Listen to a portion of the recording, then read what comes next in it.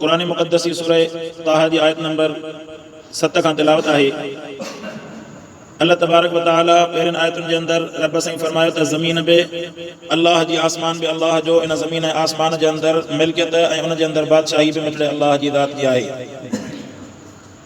ऐं फरमाई त जेकॾहिं तव्हां ॾाढियां ॻाल्हायो अल्लाह जी ज़ात खे उनजो इल्मु आहे, जेकॾहिं तव्हां आहिस्ते ॻाल्हायो तॾहिं बि अल्लाह जी ज़ात खे इल्मु आहे। अव्हां जे राज़नि खे बि अल्लाह सुञाणे थो, अव्हां जे आहिस्ते ॻाल्हाइण खे बि अल्लाह ॼाणे थो।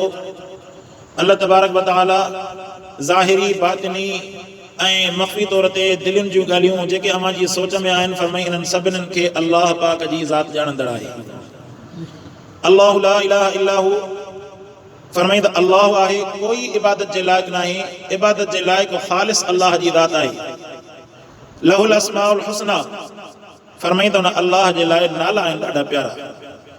अल्लाह जा नाला ॾाढा प्यारा नाला आहिनि, सुहिणा नाला आहिनि मिटड़े अल्लाह जी ज़ात जा। अव्हां काइनात जे अंदरि जिन शयुनि खां तव्हां मदद घुरंदा आहियो, केतिरा ई नाला अल्लाह तबारक व तआला जा उन मदद वारनि नालनि ते, जीअं अव्हां रिज़्क़ घुरो त फरमाई त रज़ाक़ अल्लाह जी ज़ात जो नालो, जेकॾहिं तव्हां शिफ़ा घुरो त शाफ़ी अल्लाह जी ज़ात जो नालो, जेकॾहिं तव्हां अल्लाह तबारक व तआला खां रहमत घुरो त रहमान अल्लाह जी ज़ात जो नालो, ऐं जेकॾहिं तव्हां अल्लाह तबारक व तआला खां कंहिं मुसीबत जे वक़्त में ऐं कंहिं बि हाजत जे वक़्त में, तव्हां जेकॾहिं कंहिं बि ज़रूरत जे वक़्त में तव्हां सॼो ऐं मदद घुरो त काइनात जे अंदरि तमामु मुसीबतुनि ऐं मुश्किलुनि जे वक़्त में हय्यु ऐं क़य्यूम, हमेशह ज़िंदा रहण वारी ऐं तव्हांजे कमनि करण वारी, ॿुधण वारी ज़ात सिर्फ़ु ऐं सिर्फ़ु अल्लाह जी ज़ात आहे। फरमाई त वहल अता हदीस मूसा, फरमाई प्यारा अव्हां मूसा अलैहिस्सलाम जी ॻाल्हि जेका आहे पंहिंजी क़ौम वारनि खे ॿुधायो। हल अता हदीस मूसा, तव्हां वटि मूसा अलैहिस्सलाम वारी ख़बर आई। इज़ रअा नारन फ़क़ाल लिअहलिहिम कुथू इन्नी आनस्तु नारा, जॾहिं हज़रत मूसा अलैहिस्सलाम हज़रत शुएब अलैहिस्सलाम वटां उन जी न्याणी सां निकाह करे ऐं जॾहिं अॻिते हली पियो अल्लाह जे हुक्म सां अचे पियो मिस्र जे तरफ़ ऐं फ़िरौन खे तबलीग करण जे ख़्याल सां, रस्ते में तूर सीना जबल जे भरिसां गुज़रे पियो। राति जो वॻड़ो हुयो, उन्हनि खे रोशनी जी शदीद ज़रूरत हुई। उन रोशनी जी शदीद ज़रूरत में तलब में हेॾे होॾे उन पे निहारियो, उन पे ॻोल्हियो बाहि खे या के रोशनीअ खे। अचानक उन जी नज़र पइजी वई मथे जेको आहे तूर सीना जबल जे चोटीअ जे मथां त ॾिठईं त उते जेका आहे का रोशनी आहे, का नूरानियत वारी शइ आहे, का बाहि आहे जेका नज़र पई थी अचे परे खां। त पंहिंजे घर वारनि खे चयो, अल्लाह पाक क़ुरान जे अंदरि हज़रत मूसा अलैहिस्सलाम जे वाक़े खे ॿुधाइण थो फरमाए। फरमाईं त पंहिंजे घर वारनि खे चई, इमकुथू इन्नी आनस्तु नारा, तव्हां हिते रहो, बीहो, आराम कयो, टिको हिते, मां जेको आहे मथे बाहि ॾिठी आहे। लअल्ली आतीकुम मिनहा बिक़बसिन औ अजिदु अला नारि हुदा, मान करीब जेको आहे तव्हांजे साम्हूं इहा बाहि खणी थो अचां, इन जी का चूचड़ी या जेको आहे इन जो अंगारो खणी थो अचां। चूचड़ी अॻे पुराणी ॿोली जो लफ़्ज़ हज़रत साईं ताज मोहम्मद नमरूदी रहमतुल्लाह अलैह लिखियो आहे त चूचड़ी मां मतिलबु जीअं टांडो चइबो आहे न, टांडो, अंगारो, चूचड़ी पुराणे ज़माने जो लफ़्ज़ आहे। त इहा चूचड़ी खणी करे हिते अची करे कंहिं बि शइ में बाहि ॿारियो, ज़ाहिर आहे जेकॾहिं काठी हुजनि या का बि शइ हुजे त जेसीं ताईं बाहि जो सबबु मौजूदु न हूंदो तेसीं उहा बाहि ॿरंदी कोन। तंहिंजे करे हज़रत मूसा अलैहिस्सलाम फरमायो, फरमाई तव्हां हिते रहो, मूं मथे बाहि जो शोलो ॾिठो आहे, उहो तव्हां वटि खणी अचां, उनजी चूचड़ी ऐं अजिदु अला नारि हुदा, या वरी भला मथे वञा का रोशनी नज़र अचे, इन बाहि जी रोशनी ते को रस्तो ॾिसां। जंहिंमां मालूम थिए थो त मूसा अलैहिस्सलाम खे रस्ते जी तकलीफ़ ऐं राति जे अंधेरे जी जेका आहे तकलीफ़ परेशानी दरपेश हुई, उनखे ॾिसी करे हज़रत मूसा अलैहिस्सलाम फरमायो। फलम्मा अता, पोइ जॾहिं तूर सीना पहाड़ ते मथे चढ़ी आयो, फरमाई त नूदिया या मूसा, अल्लाह पाक जे तरफ़ां सॾु थियो। फरमाई त सॾु थियो त ए मूसा हेॾे आ, इन्नी अना रब्बुका फ़ख़्लअ अलैका, लिखंदा त इहा बाहि जेका आहे इहा हिकिड़े वण जे अंदरां, जीअं वण जा पन हूंदा आहिनि न, उन मां जीअं स्वाव नज़र अचे। या अॼोके ज़माने में अव्हांखे मिसाल ॾियां, ईअं करे तव्हां रस्ते में वेंदा हूंदो त वणनि जे विच में उहे जेके नंढियूं बलबड़ियूं हणी छॾींदा आहिनि न, त ईअं महसूसु थींदो आहे त ॼण वण मां ॼण वण जे अंदरि बाहि थी वञे। बलबड़ियूं या इहे जेके मिर्च, इहे जेकॾहिं के वण जे अंदरि हणी छॾींदा आहिनि त जंहिंमां महसूसु इहो थींदो आहे राति जे वक़्त में त ॼण सॼो वण पियो भरे थो। त अहिड़े नमूने सां हज़रत मूसा अलैहिस्सलाम जॾहिं मथे वियो त उन ॾिठो त इन मां अचानक जेको आहे रोशनी नूर निकिरे थो, वरी विसांगी वरी नूर निकिरे थो, अहिड़े अंदाज़ में त उन जेको आहे उनखे वेझो वञण जी कोशिशि कई त ॾिसां त इहो आहे छा।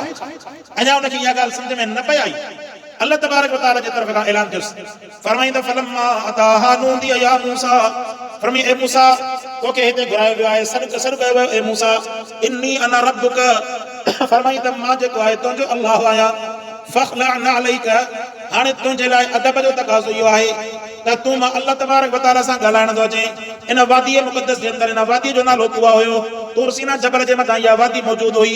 इन वादी जो नालो तुआ। फरमाई तव्हां अचो हेॾे अॻिते अल्लाह पाक सां ॻाल्हाइण जे लाइ, पर पंहिंजा नाला ऐं पंहिंजूं जुतियूं जेको आहे लाहे करे अचो। अदब जो तक़ाज़ो इहो आहे।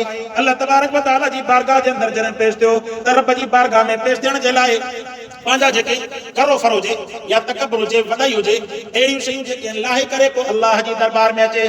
तंहिंजे करे अल्लाह पाक जी दरबार में जॾहिं माण्हू ईंदो आहे त इन वक़्त में न मालदार जी का हैसियत हूंदी आहे, न अमीर जी, न ग़रीब जी।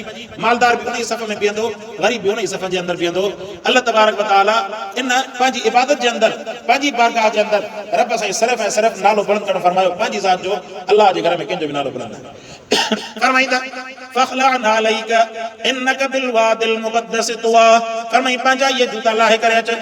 रिवायत में अचे थो हज़रत अब्दुल्लाह बिन मसूद रज़ी अल्लाह तआला अन्हु का रिवायत आहे हज़रत मूसा अलैहिस्सलातु वस्सलाम खे जुब्बो बि पातल हुयो ऐं उन खां अलावा शलवार ऐं अमामो ऐं इहा जेका चप्पल पातल हुयसि, इहा चप्पल मुअल गॾाइजे खल मां ठहियल हुई, जंहिंजे करे अल्लाह तबारक व तआला उनखे हुकुम फरमायो त इहा जेका आहे लाहे करे उहा। पर इहा कमज़ोर रिवायत आहे, इन जी का तस्दीक़ कोन्हे। हूअं बि अदब जो तक़ाज़ो त पंहिंजी जाइ ते आहे त जेकॾहिं माण्हू अल्लाह तबारक व तआला जी बारगाह में पेश थिए त उन वक़्त में इहो जेको आहे पंहिंजा नालैन जेका लाहे करे अचे। पर जेकॾहिं नालैन पाक आहिनि त पाक नालैन जी सूरत में यकीनी आहे को माण्हू नवां जूता वठी आहे उनखे सुहिणे नमूने सां धोई करे पाए करे अचे थो। जेकॾहिं गर्मी आहे शदीद, मथां जेका आहे मस्जिद में छत न आहे, कॾहिं ईद जो मौक़ो आहे या कॾहिं ॿियो को मौक़ो, त फर्श जेको आहे सभु खां गरम आहे। इन वक़्त में माण्हू जेकॾहिं पंहिंजी चप्पल पाक करे अची करे मस्जिद में बीह करे नमाज़ पढ़े थो जाइज़ आहे। पाक चप्पल जेकॾहिं माण्हू मस्जिद में पाए थो जाइज़ आहे। तव्हां हरम जे अंदरि ॾिसंदा न त उते जेके माण्हू बूट पाए बि घुमंदा अथव। हाणे इहा जेका आहे उन वक़्त में तक़ाज़ो आहे या उन जी का मजबूरी आहे। बहरहाल इन जे करे पंहिंजे तरफ़ खां माण्हू ईअं न चवंदो त इन्हनि जो को वॾो को गुनाह आहे, त अदब पंहिंजी जाइ ते आहे। जेतिरो माण्हू थी सघे त इहा चप्पल लाहे, इहा सुठी ॻाल्हि नथी लॻे। पर जेकर को पाक पाए अचे थो, हिकिड़ो मसइलो हूंदो आहे इंसान जे लाइ जवाज़ जो, ऐं ॿियो मसइलो हूंदो आहे आम रहियत जे दिमाग़ खे सुधारण जो। तंहिंजे करे हिते जेकॾहिं माण्हू चप्पल पाईंदो मस्जिद में त जाइज़ आहे, पर माण्हुनि जो दिमाग़ जेको अहिड़ो आहे जो फतवा ई पंहिंजूं, जंहिंजे करे उन्हनि जो ख़्यालु रखण जे करे मथां हिकु इन ईमान खां न हलियो वञे। तंहिंजे करे माण्हू अहिड़ो कमु न करे जो सुभाणे जेको आहे ईमान वारे जे लाइ आज़माइश बणिजी करे बीहे। न त शरीर जे अंदरि एतिरा केतिरा ई कम हूंदा आहिनि जेके जाइज़ हूंदा आहिनि, पर आम माण्हू त जेको हुनखे त ख़बर ई न आहे। उनजो मिसाल कहिड़ो, उनजो मिसाल त जहिड़ो जानवर जहिड़ो आम माण्हू, त उनखे कहिड़ी ख़बर त शरीर जो मसइलो छा आहे। तो केतिरा माण्हू जेके अहिड़ा अमल जेके ॾिसंदा आहिनि जेके शरीर जे अंदरि जाइज़ हूंदा आहिनि, पर जेकर तव्हां उन्हनि जे साम्हूं वेही करे कंदा न त उहो जेको उन अमल खे ॾिसी करे काफ़र थी वेंदो या कम अज़ कम जेको उन अमल खां मुतनफ़िर थी पवंदो।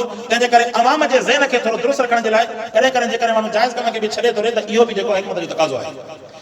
बहरहाल फरमाईंदा इन्नक बिलवादिल मुक़द्दस तुआ।